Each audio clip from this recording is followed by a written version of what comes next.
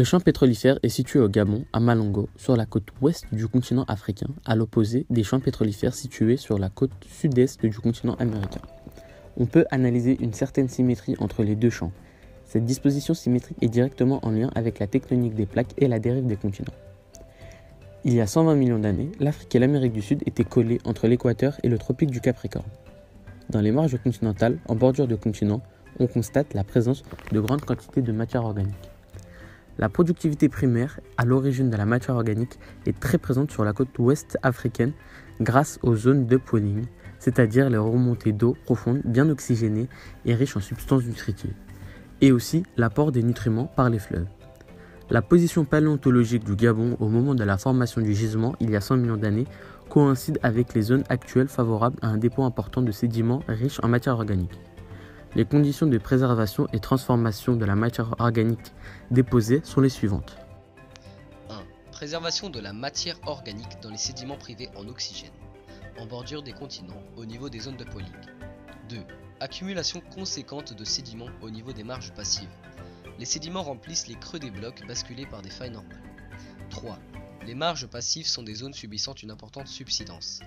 La matière organique enfouie pourra subir une transformation adéquate grâce à l'enfoncement pour devenir de l'huile et du gaz.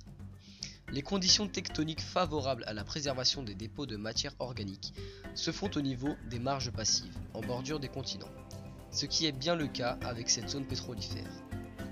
La tectonique des plaques, volcanisme, dislocation des supercontinents, plongée, crée des périodes et des moments plus ou moins avantageux à une grande production de matière organique.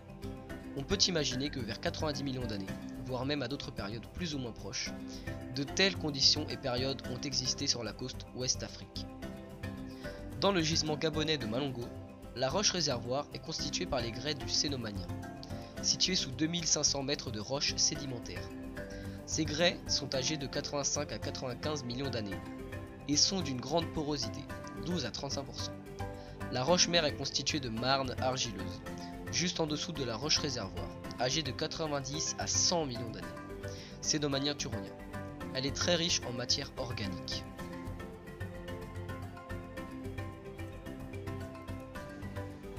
La roche de couverture est de l'argile, donc très favorable, datée de 80 à 65 millions d'années. Totalement imperméable, elle arrête la migration ascendante des hydrocarbures.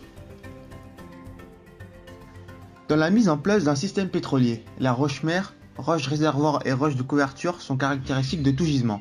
Les complexes marnes argileuses datées de 90 millions d'années, les grès de Cénomanien et les argiles de 80-65 millions d'années semblent être de bons candidats pour la formation de gisements pétrolifères importants et conséquents.